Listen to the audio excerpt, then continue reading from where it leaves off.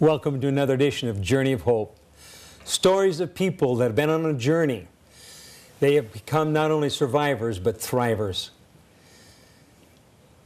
Every 17 minutes, someone in the United States commits suicide. By the time we've completed this program, 2 people will have died. Right down the road, we have a cardiac center at the medical center. We have a transplant program. We have a pediatric program in a children's hospital. Down at the other end of the street, down Barton Avenue, we have a BMC, a Behavior Medical Center. And people really don't take a lot of visitors and guests there. It's almost like there's a stigma. Prior to planning for this program, I did some reading. I discovered that 1 out of 4 people in the United States have a mental illness. That's staggering. People don't talk about it. Our special guests today are going to be able to give us an insight into that journey that so many families and individuals are on, but don't talk about and don't address. Our special guests today are Susan Hagerman, who works at the BMC, and then Troy Mondragon, who is currently a senior at Cal State University. In fact, I understand this is your last year. You're going to be finishing up. Finally. That's great. Well, we're going to share your journey, but before we do that, it's so good to have both of you here. And this matter of talking about mental illness is a very needed conversation. Yeah. And why don't you tell us, Susan, about your work and what you've been doing over there, and then we're going to bring Troy into the discussion here and your involvement. But tell us what you're doing. What's going on down there at the BMC? Well, there's an awful lot going on, and I just want people to know that miracles happen down the street too. That's right. It's not just at the big house. We don't talk about it. We don't talk about those miracles, no. And it's not televised, and so there's not celebrations, but there needs to be, and that's what we want to change. Mental illness, frightens a lot of people, but it's just a part of our life and our body as any physical illness is. So right now, people that are watching the program, there are many families, many homes that are being affected by this, Absolutely. But they don't talk about it. Absolutely. Okay, so tell us now. Down the street, I'm a licensed clinical social worker, and I have for 15 years run programs for families of teenagers, an outpatient program, and I was blessed to have met this young man down there at the ripe old age of 14. I believe it was 14. That's a while ago now. Long time ago, and look at him now. I mean, he's living proof. Absolute living proof that if you don't run and you don't hide and you don't live in the shame, that you can have a wonderful life. And I certainly see miracles every single day. The program that Troy was in and that I was involved in for many years, I'll tell you about another program I'm doing now, but when Troy and I worked together, it was the Adolescent Intensive Outpatient Program, a 3-day-a-week program after school that kids went to with their mom and dad or a guardian or a grandparent. And it's where people learn that, you can help mental illness, that kids can get well, and that, think about it. If you had a kid that was diagnosed with cancer or leukemia or a liver disorder or anything like that, would you hesitate to go to the hospital to get them help?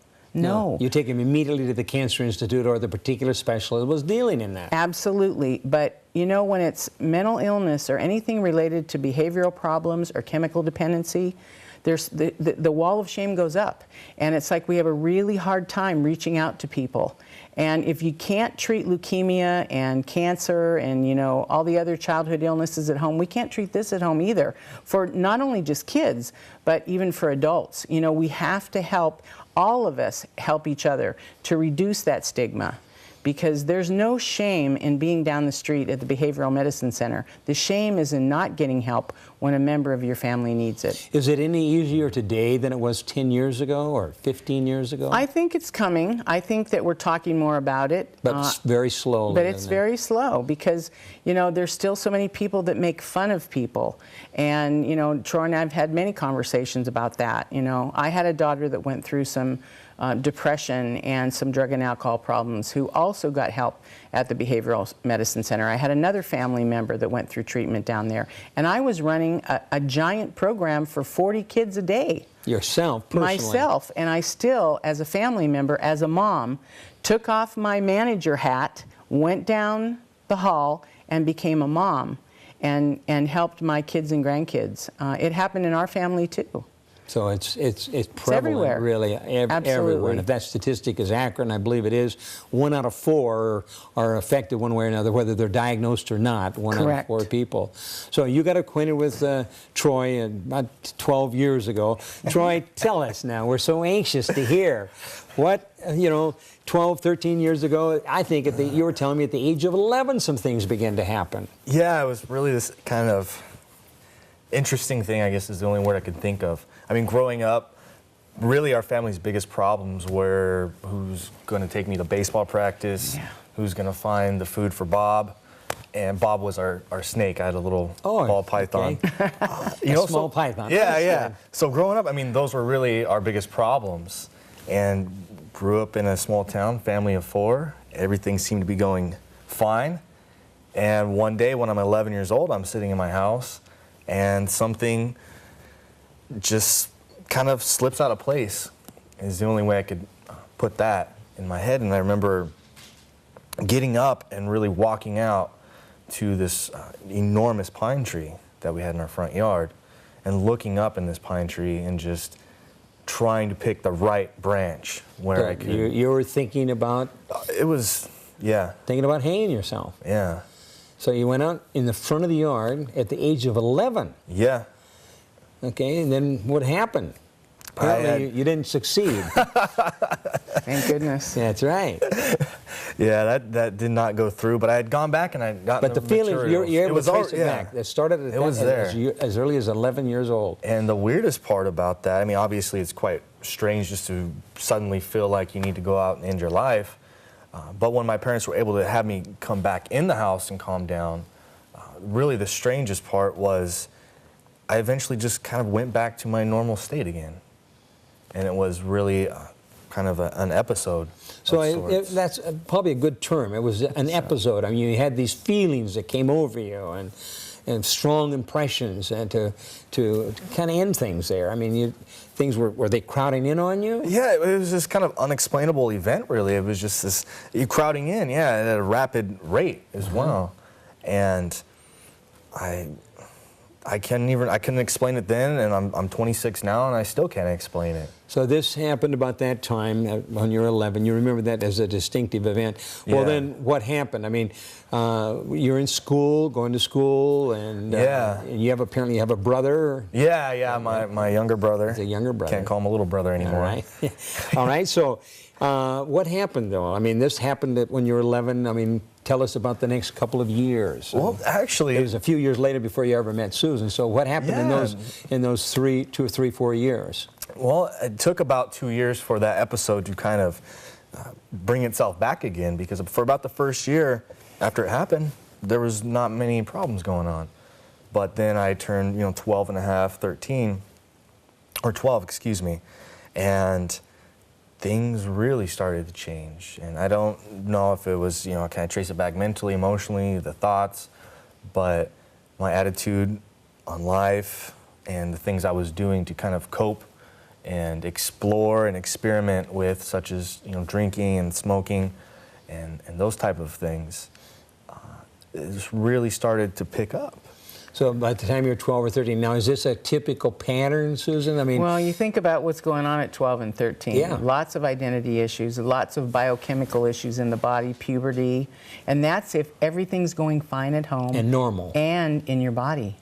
That's happening anyway. But put any kind of family issues, any kind of trauma, any kind of medical undiagnosed mental health issues, it can be any chemical imbalances, really. Absolutely. I suppose all of these are factors that terrible can. Time. Yeah. So you're becoming a teenager. You got a lot of other issues, sociological issues going on. Probably some family dynamics. Was there any Prior to this time, had there been any diagnosed family illness, mental illness in the families? No, none that we were aware of. None that and nobody was that aware of. has been the strangest part of this whole really journey, is that it doesn't necessarily have a cover to the book. Mm-hmm. Yeah. You know, the pages can be really anything. And filled No in with it, logical so. sequence. Yeah. It's just, it happens. Yeah. And you must be aware of what's happening and then be able to take appropriate steps. So when did you get involved with Troy then? Well, he came in when you were about, he can probably tell you better, at 14, Yeah, wasn't it? yeah. And What finally led to your going to the BMC? I mean, that's a big decision, and it probably wasn't necessarily your decision. No, it was That's my for mom's. sure. Yeah. And my family. And I know your mom wanted to be here, but she had a commitment she couldn't get out of. I said, Yeah. hey, we may do a follow-up to this program. But, so what happened? I mean, why did they finally make that decision? My family, as I said, with our largest problems being baseball practices and feeding the snake, saw this kind of normal, happy family in about 2 years' time completely be dismembered. yes. And Fragmented and just yeah, I mean, torn it was apart. just awful. I'm still searching for the right words to fully describe it, because it was just in 2 years' time, which is nothing. And they knew something had to be done, and my So mom the knew whole something. dynamics of the family, your brother, you and your brother and you, and your mom and your dad, plus things going on at school. Now, Yeah. apparently you started smoking, which is an issue in itself, but you started doing some drinking. Were you getting into drugs by this time? Yeah, smoking a little pot. Just a little, yeah. okay? A little in the morning, a little in the afternoon. All right, just okay. Yeah. And then, so you finally ended up going to the BMC. So did that solve your problems? It was the beginning. It was the beginning Of identifying the resolution. problem, not solving Yes. them, wasn't it? Yeah. We're talking again about a journey and a learning. And it aren't is. we all on a journey? We're all on a journey. We're all on a journey, Life's and we're all journey. learning. Yes. Okay. So just kind of go back and reflect a little bit. I mean, you're 14, you go to the BMC, and is it? Did not want to be there. And they didn't give you a little pill to take care of the problem. No, they gave me believe it was a padded room to help me. I literally was. Were you destructive at that point? Yeah. So they were able to first secure my own safety and keep me in the. So you're able to look back on that now and realize it was to secure your safety. Yeah. Back then I thought it was just Susan being mean. That's right, the mean therapist. That's right. And and I worried about Troy. I never forgot Troy, because he went through some really tough stuff when we had him, and I always worried that he wouldn't make it through it, because when you have just what I call a budding mental illness just beginning, and you really don't know what it is, and at 14 we can't always diagnose that early, because and you have somebody who's also drinking and maybe dabbling a little bit. How do you separate all that out until they're really clean What's and sober? causing what? It's the chicken or the egg kind of a thing. And so it's really a worry when we have kids come in with what we call a dual diagnosis, where you have a mental health issue and a chemical dependency issue. And and he got pretty far out there. He had quite a story when he came in, and and this was just getting started, because if I remember correctly, going at the age of 14, that didn't resolve all the difficulties that have been building up. In fact, if I heard you correctly, they magnified. Instead of getting things better, they actually got worse for a while. Yes, later on we had gotten to the BMC, and I always, when I go out and I do a lot of speaking about this, I refer to this kind of idea of being dropped out of an airplane with a parachute in kind of some country you've never been to. Right. And you have no idea, no clue, You're but then so somebody right. comes out with a map. And that was really good the illustration. BMC. that was a great with the map. analogy. Yeah. You know? So they brought the map out. And then they were willing to help us take the first couple steps.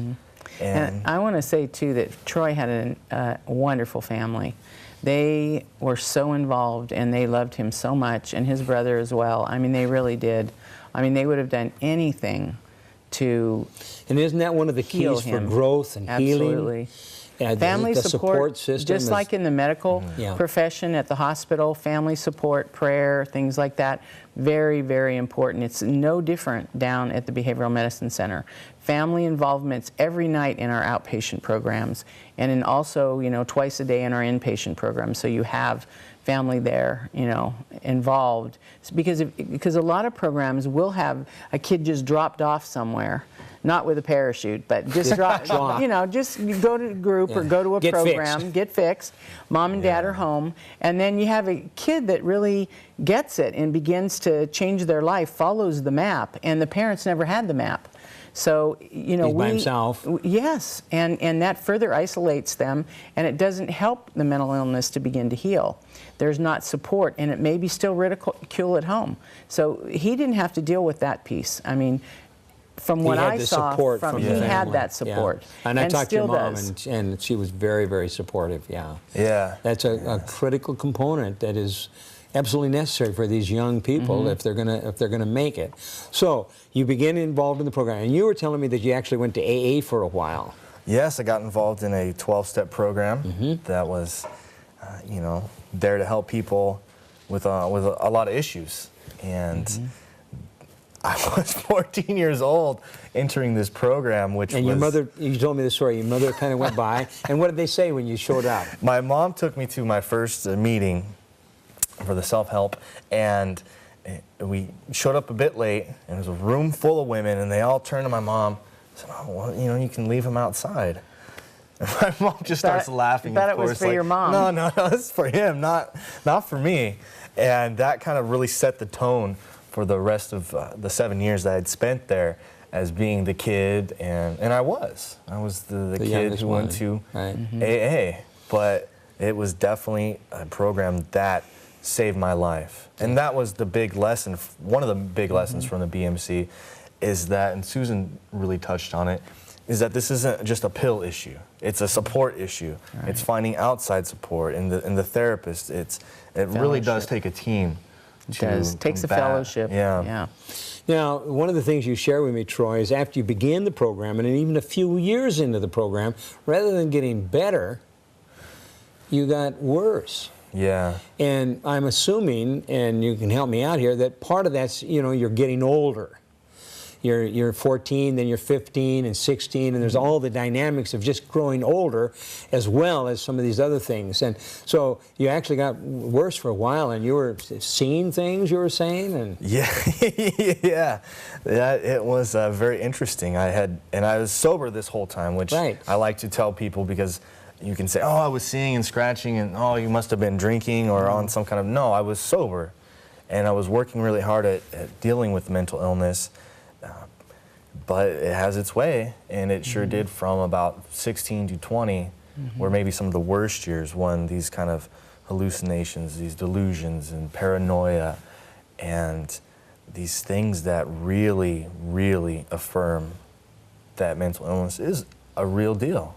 It's an illness that must be treated, and there's not a one-stop shop.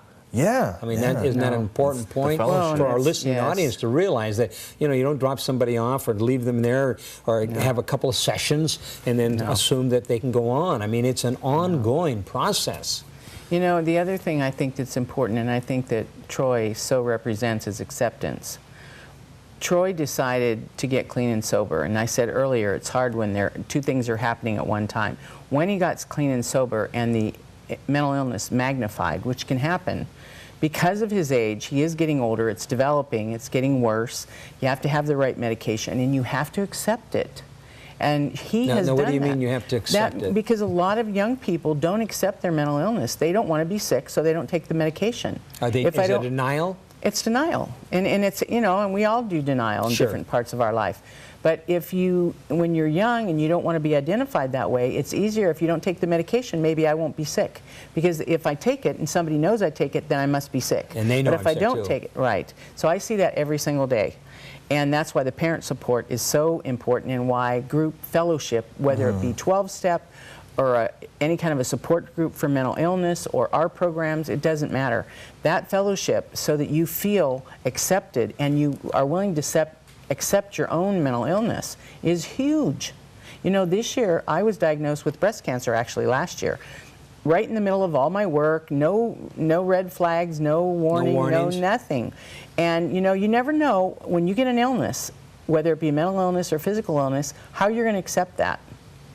And you know, I'm kind of from a family where you just treat it like a bump in the road. You know, that you just do what you have to do and you keep going. And I did. And you know, I mean, it was a fight, and I worked hard, and I was at Loma Cancer Center and had my radiation. But well, and this wasn't a one-week event either. No, it was months and months and months, and it's ongoing. And didn't come at a convenient time. It wasn't planned. Never. It never. was the night before Thanksgiving. I had my surgery, so it certainly wasn't planned. But how you, the one thing you can control is how you accept it and how you believe it and how you believe in it and what you plan to do with it. And so it doesn't define you. It doesn't define me. No. That's right. I mean, we both have disorders. Correct. Diseases. And all three of us do. And really, yeah, we all have something. That's right. And it's just how you decide to, you know, accept it and move on with your life. Because I tell Troy's story all the time with his permission. Because I have these kids just coming in, and when they're going out after graduation, I can tell them about Troy and where he is today. And he still is struggling with some things, but he still has a life. He has a great life. I mean, in my opinion. Now, he might tell you something different. Don't but talk I to think, don't talk to my ex-girlfriend. I'm hearing the same thing. But I won't talk to the girlfriend. But that's a very important point. I have cancer. I had cancer. I had thyroid cancer. I now have a lymphoma. It's very rare. But I'm not cancer. I know. It's a part of me, but it doesn't define who I am. Yeah, it's a little. Yeah, very, very little. And all of us, and those that are listening, the listening audience, all of us have issues. Sure.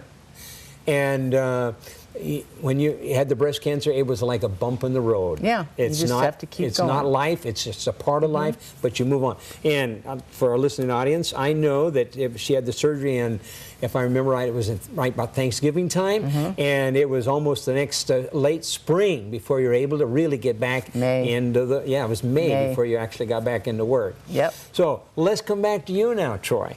We got people that are looking and watching, and there are some people that are able to identify very much with what we're talking about here. What would you tell them if they have someone in their family that has a mental illness? To talk about it, to address the issue, and that is so important, that acceptance, and that it is something, and it's something to be addressed, something to be recognized. If you have a problem with your TV, you don't take it down to a car repairman. No. You take it to the people that specialize in TVs, and a car repairman you don't take the TV to. And if you have a mental illness, you go to people that are qualified.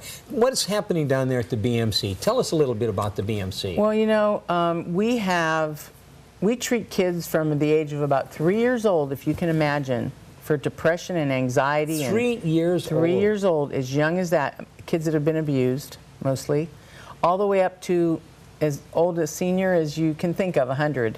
And all levels of care, inpatient, outpatient, eating disorders. And we just got a grant this year that I got the blessing to run, $800,000 grant. That's a lot of money. That sounds down great. the street. That's a wonderful grant. That's a lot of money down the street.